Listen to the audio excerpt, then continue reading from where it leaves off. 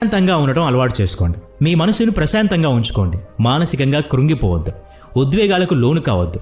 అలా ఉండలేమంటారా? ఉండాలి, తప్పదు. మీ మెదడుకి శిక్షణ ఇవ్వండి. లాభం వచ్చిందని ఉప్పొంగిపోకండి, సంతోషించండి. నష్టం వచ్చిందని రోధిస్తూ కుంగిపోకండి. శాంతంగా ఆలోచించండి.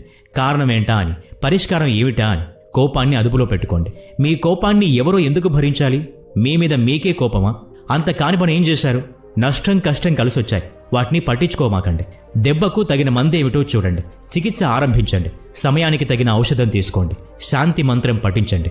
అనుకున్నవన్నీ దక్కుతాయని అనుకోవద్దు. కొన్నింటికి మన సామర్థ్యం సరిపోదు. అసలెప్పటికీ అంత సాధించలేని పరిస్థితి అనుకుందాం. దానికోసం మిమ్మల్ని మీరు నిందించుకుంటూ మీలో ఇప్పటికే ఉన్న నైపుణ్యాన్ని కించపరుచుకుంటారా? మీ బలం ఏమిటో దానిలో నిష్ణాతులవ్వండి. శాంతము లేక సౌఖ్యం లేదన్నారు వాగ్గేయకారులు. మీ చేతగానితనం మీద మీ కోపం వస్తోందా?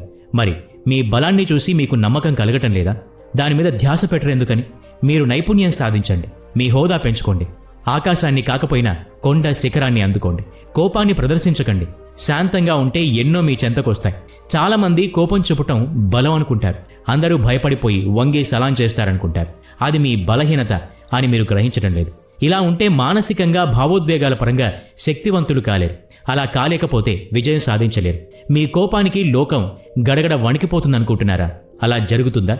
అవతల మనిషి మీకంటే పెద్ద అధికారం ఉన్నవారైతే ఆ అధికారంతో మీ మీద చర్య తీసుకుంటే మీ కోపం మిమ్మల్ని కాచుకుంటుందా? అదేమన్నా కత్తి వేటును అడ్డుకునే డాలా? ధర్మంగా ప్రవర్తించండి. శాంతంగా ఉండండి. సంతోషం మీకు తోడుగా నిలుస్తుంది. కష్టమైన పనులు కూడా సానుకూల పడతాయి. మీ కోపాన్ని మీ చంటి పాపడు కూడా భరించలేడు. ఇతరులు వాళ్లదే తప్పైనా గాని భరించరు. లోకం తీరంతే. ప్రశాంతంగా చెప్పి చూడండి. ముందు మీరు ప్రశాంతంగా ఉండండి. మీ మెదడు కూడా చురుగ్గా పనిచేస్తుంది. మీ భావోద్వేగాలు అదుపులో పెట్టుకోండి. మీ పనులు సాకారం అవుతాయి. ఈ వీడియో నచ్చినట్లయితే లైక్ చేయండి, షేర్ చేయండి. ఇలాంటి మరిన్ని వీడియోస్ కోసం ఈ ఛానల్కి సబ్స్క్రైబ్ చేసుకుని బెల్ ఐకాన్ మీద క్లిక్ చేయండి. నెక్స్ట్ వీడియోలో మళ్ళీ కలుద్దాం. Thanks for watching.